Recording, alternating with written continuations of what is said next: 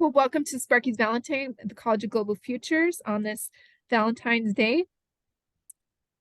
Go ahead and get started. And so we want to thank you for joining us.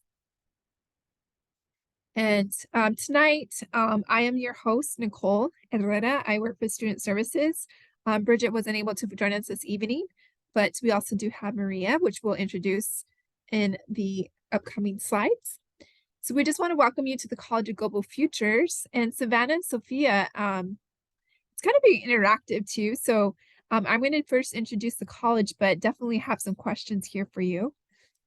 Let's see.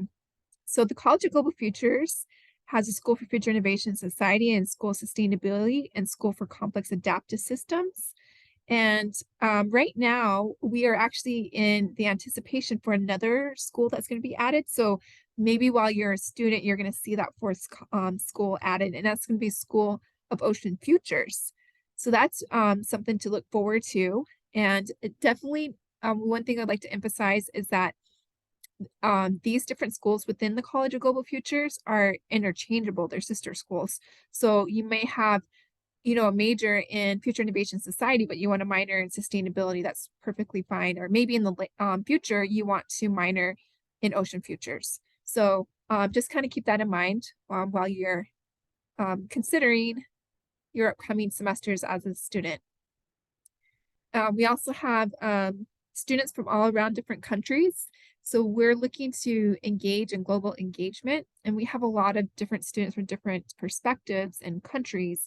And that's only going to supplement your experience while you're in the college, being able to learn from different viewpoints, which is definitely beneficial when we're trying to tackle some of these complex issues. Oh my goodness, so sorry. I have a new computer, so trying to navigate here. Oh, I don't want Paradic. Okay. All right. So Sophia, let's see, Adine and Sophia. Here are some different interests here.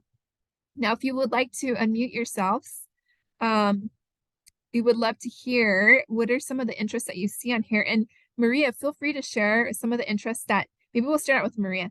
What were some of the things of interest that you were able to have as a student when you studied in the school sustainability? Yes, came into School of Sustainability. I graduated in 2017, but when I started, I would say I was first really interested in understanding water sustainability. I'm from Arizona, and water is crucial here in the desert. And then I learned how that is tied to the future of cities. And then then I learned how it's connected to climate change and solutions. So you start learning how everything is connected between all of these different topics. But I first came in interested about water. Wow, which that's feels so, even more crucial now. yeah, definitely. It's such a big topic, especially as we're trying to figure out the arrangements with the Colorado River and how these different states are trying to buy like rights to it, and how California, since they have a lot more people, that they're kind of in the run for that. Sophia, Savannah, and Adine, would you like to share what interests are bringing you here to the college? My main focus that I want to figure out is kind of like population dense cities and how we can make those more sustainable. That's my big focus. Wow, that's amazing. Thanks for sharing, Savannah. And Maria, do you have any suggestions of classes that she can look forward to for that topic? Yes. Within your first year, you'll take a class called Sustainable Worlds. And it's a lot talks about population and a lot of how people are moving more into dense areas in cities as well. Yeah, we're definitely going for those mega cities. And just to give you an idea, New York City at this moment is not a mega city, but that's definitely going to be our reality in the next coming years. And definitely looking for that energy and food, which is all tied to some of these topics here. Let's see, Adine or Sophia? you want to either unmute yourself or put in chat or anything? Don't feel any pressure if you're not, you don't like to. Maybe you're still figuring it out. I'm interested in learning about sustainable energy. Sustainable energy, yes, that's huge. A lot of great ideas of how can we come up with other alternative sources of energy is a big, huge topic I know within school sustainability. And let's see, Adine, do you want to say anything or no pressure? Anytime, ladies, feel free to unmute yourself or put it in the chat. Definitely here to help answer your questions. So a lot of these issues are very pertinent to us, and that's the exciting thing within the college. You're definitely going to be able to learn more on these topics. And the one thing too is my my colleague here, Bridget, who wasn't able to join us, she mentions how when she would teach some of these courses and how she never really had a textbook because things were rapidly changing. So it's something to look forward to as well. So we kind of went into that, what your interests are and your passions. Does anyone like to share how they heard about the College of Global Futures? So, Bridget actually came to my school and talked about it, and that's how I heard Oh, okay. about it first. She's an amazing presenter. I'm glad that you had the opportunity to see her. Yeah. That's great. Thank you. Anyone else? I was interested in environmental science because I kind of like the interdisciplinary aspect of it. So sustainability, like the full major, having all those different parts of it, I really like. Oh, thanks for sharing that with us, Sophia. Definitely thinking about how would a business person approach this problem, engineer, does it affect the economy? How does it affect people?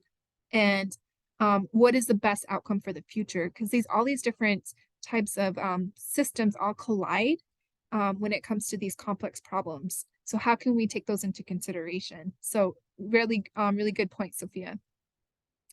Well, we're happy that you have heard about us because definitely the emphasis is that interdisciplinary approach to our learning and becoming better complex thinkers and critical thinkers. So one of the things that we're trying to work towards is making sure within these different types of events that we're going to be having leading up to fall semester is getting you prepared for before ASU and figuring out how you can best situate your experience. And one of the things that we emphasize is getting that real world experience through internships, study abroad programs, being able to do research with professors. There's a lot of different ways you can get involved with clubs, and Maria's actually going to be talking about that with student engagement and ways that you can get some of that experience as well. Getting those hands-on experience. And it's not just about learning from textbooks. You are going to have the opportunity to have those hands-on experiences and going from local to global. And so those are really big, huge things for us here within the college. And we want to be able to help you look forward to creating those new pathways. So getting those ideas right now as you're going to start your fall semester, so you understand all the different opportunities you can have before you graduate. So let's talk about scholarships. One scholarship in particular, the one on the right side, College of Global Futures Undergraduate Incoming, that deadline is actually tomorrow. So let's try to make sure to get those applications submitted before that deadline. And it's an amount from $500 to $5,000. And it is for our first year students and transfer students. So if you're starting as a first year transfer student this upcoming fall, 2023, you are eligible. And one thing we also want to make sure is that you're also enrolling in 12 credit hours or more for the upcoming fall semester and also the following semester as well. And so make sure to apply for that. And we're also going to be able to give you a link to our landing page where you can access the scholarship links. And we'll put that into the chat in, once we get to the QR code page, which is coming up here. And then also we have the Global Futures Champion Scholarship. And so this award is for $4,000 for 1 year. and you split that up between 2 semesters, so $2,000 per semester.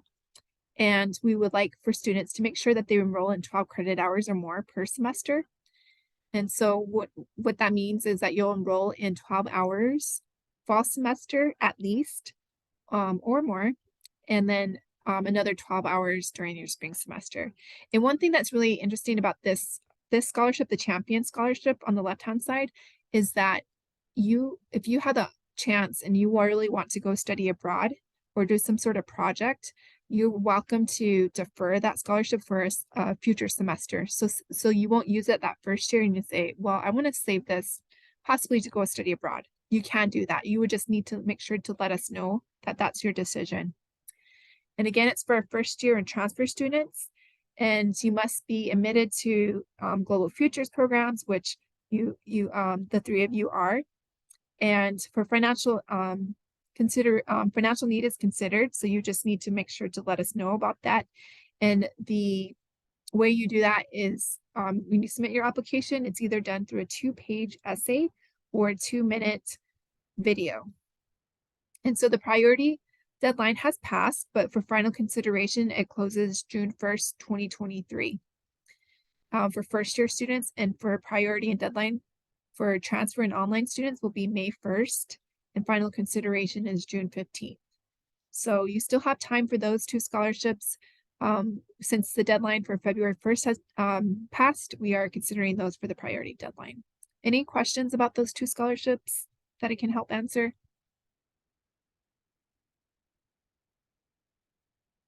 All right, moving on. So I just want to go in a little bit more depth about that Champion Scholarship and some tips you can take for how to fill out the application. So basically, you want to let us know who you are and what Global Futures program you're applying to. And we would like for you to identify a local challenge. So you're welcome to look in your neighborhood or your city or town that you live in, and let us know about an issue that you see that you would like to address, and what your future studies will help you with coming up with a solution. What are some potential ideas you have to solve this problem is something that we're looking for within this submission. And again, you can do a 1 to 2 minute video, or you can do a 2-page essay. And just to make sure, the different formats that are accepted are a doc or docx or txt or PDF. And so the 2 pages allowance comes out to about 500 words, double space. So just to give you an idea of the length. And so again, there isn't a need for you to have financial need, but if you do have some extenuating circumstances, please let us know so we can take that into consideration. All right, so here is the QR code. This is a code that is going to be a landing page. This page has a lot of different great information for you. And Maria has put a link to that chat in case if you're not able to pull up the QR code. And the links to the scholarships are there within that landing page. And also, in addition, if you're wondering and still curious what it's like to be a student, there are some Instagram takeover stories embedded on that landing page. So you're welcome to look at those. Or say if you're like, I'm curious to learn more about careers or internships, there's some great links of information on there as well, including our contact information. All right, so let me go ahead and introduce our guest, also Maria Eller. She is one of my colleagues, and as she mentioned earlier, she actually graduated from the School of Sustainability. So she is a wonderful resource, and she actually works very close with our students with student engagement. That includes student events and student clubs and organizations. She helps out a lot with the residential halls as well, which we'll be able to cover as well. And so Maria is our student engagement coordinator. So when you come to ASU, you're most definitely going to be meeting Maria, and she is such a wonderful resource. So thank you, Maria, for joining us. Thanks, Nicole. I'm happy to be here, and happy Valentine's and also Arizona Statehood Day, everybody. Oh. Yeah, and so I thought I'd go into talking about some events and organizations that you can look forward to when you join us in the fall. So to put these on your radar, in the spring here, what we've been up to is we had a spring welcome when we had new students and transfer students come join us. We spoke in their SOS 191 class to introduce them to our department and to upcoming events, and how to find different clubs, which I'll mention next. Then we had our involvement fair, so that's put on each campus. I'm thinking in particular of the one on the Tempe campus. They were out on a field. A bunch of different clubs were there to table, so you can find something that works for you there. We are looking forward to having Open Door on February 25th. I would say if you are a local and can make your way to Tempe for Open Door on that upcoming Saturday here, highly recommend it. You get to see a lot of like kind of behind the scenes of the neat things that are happening across campus. And then another big programming month for us is Earth Month. We have a lot of students who put together their own events and programs, and we do some around our Walton Center for Planetary Health building as well. In the fall, we have our fall welcome. And so for fall welcome, ASU hosts each event, host event that starts in August and it continues through October to welcome our new students and our current students, our returning students. So it usually happens the week after move-in. And on Tuesday, we have what they call Sun Devil Tuesday. And on Sun Devil Tuesday, the College of Global Futures will have an event that introduces you to other staff, other students and professors in the college. And then we go to one big, large university event, usually in the evening, where you get to really feel invited to all of ASU. Then there's a similar event that I mentioned to with the involvement fair called Passport to ASU. So it's a way to find connections throughout campus. We then host our Camp Global Futures.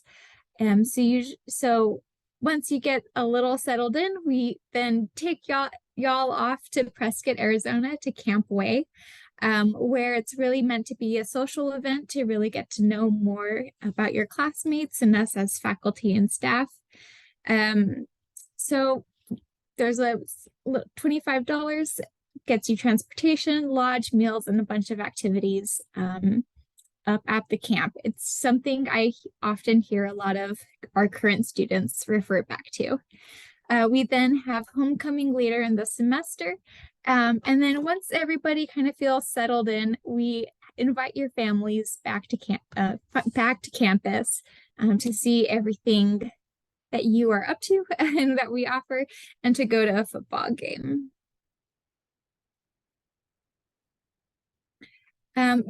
So referring to those clubs I mentioned, there are over 800 active registered student organizations on campus. So no exaggeration that there's truly something for everybody that you can find. From everything from a group called the Honor Society for Sustainability, or that you can see here for returning students, or like campus student sustainability initiatives. But also if you're into tacos, there's a club for that. If you're into growing mushrooms, there's a club for that. So there's a bunch of opportunities to get involved.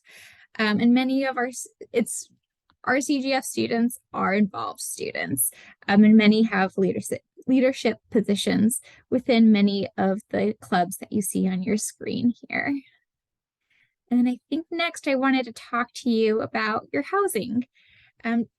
Maybe you can come off mute or put it in the chat. Has anybody registered for housing and know which community they'll be in?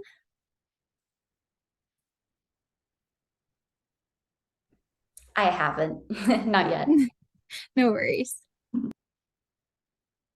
I haven't, but I'm planning on being a Barrett student. Okay, excellent. Then I'll touch on Barrett as well and let you all know your one really exciting option. I'm biased here, but I think I think you'll like it. Which is our residential hall is at the Adelphi Commons 2.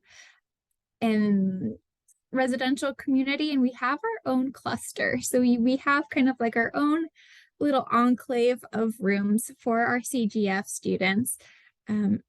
That's centered around the garden that you can see here.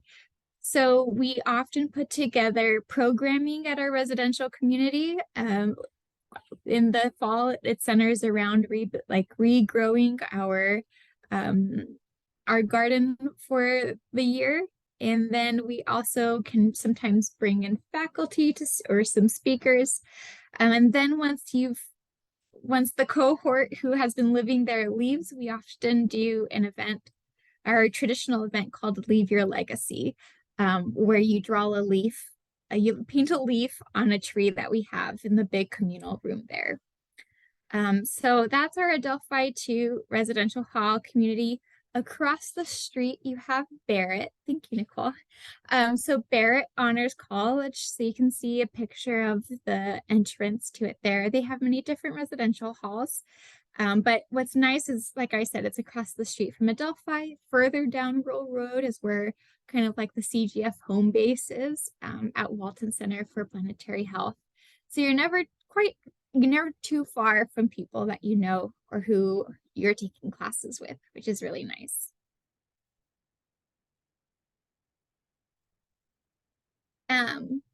Yeah, and I guess that's the point where I'll ask any questions. Yeah, so with the whole housing thing, a good way for you to get started with that is just making sure that you pay your deposit, and then the deposit fee will help you start being able to register for new student orientation. And then that new student orientation is going to help you register for courses. And then you'll get to meet your advisors, academic advisors, learn things more about ASU, how to get prepared for that. And then also helps you get a better opportunity of choosing which residential hall you want to live in, because we know that first come, first served basis is how it works with housing. So once you get that deposit taken care of, that helps you be able to tackle all these different parts of the experience. But this is your time to ask questions. Again, Maria graduated with school sustainability, so she works very closely with current students right now. So if you have any questions, or maybe you're wondering how it must be the process of choosing a roommate. I'm not sure what your plans are for living on campus or off campus, but definitely, how did you find your roommate, Maria, when you were a student? I was actually, as a Tempe resident, I was home for school. But what I have heard is folks will meet each other at orientation that Nicole spoke about first. That's a great way to meet people who could be your roommate.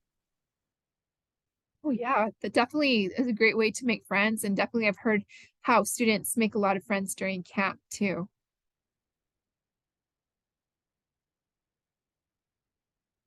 I had a question really quick. Yeah, please.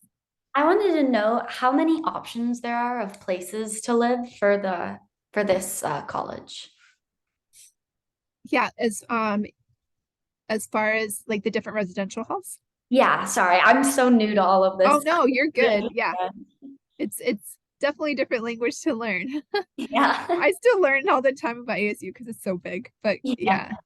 Well, right now we just have the Adelphi 2 Commons.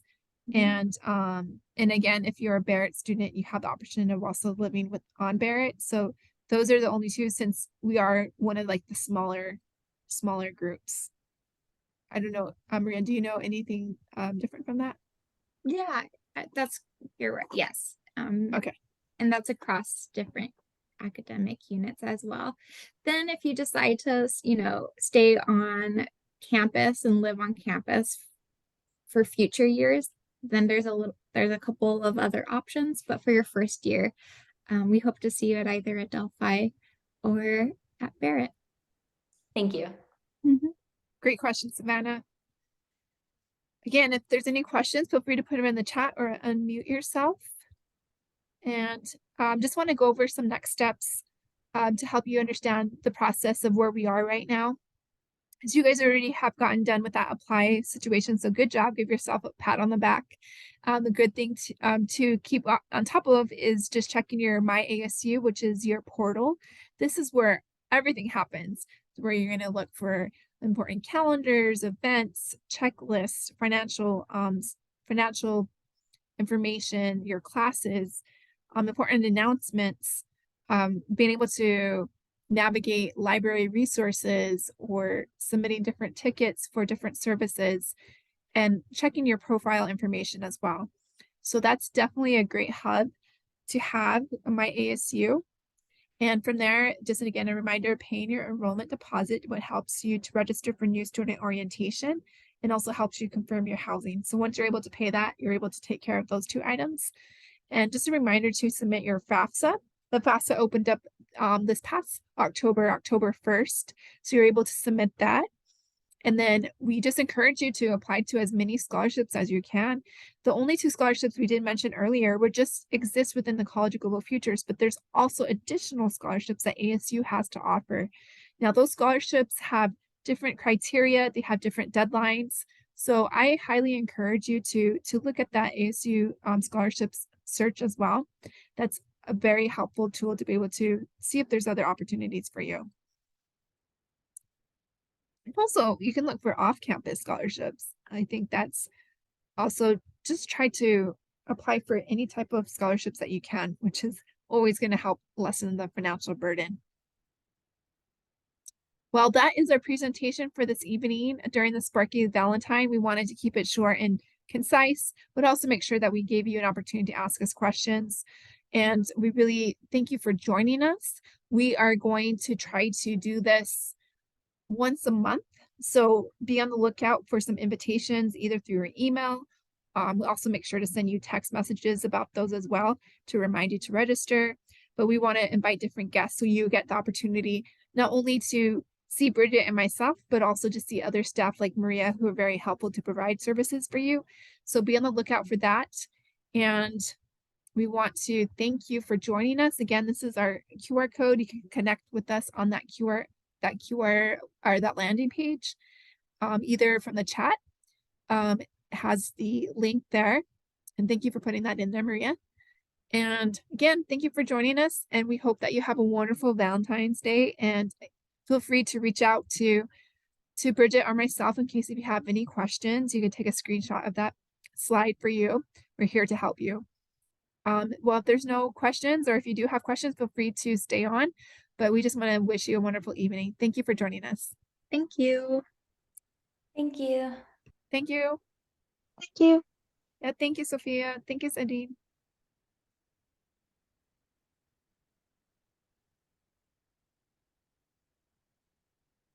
Okay, let me stop the recording.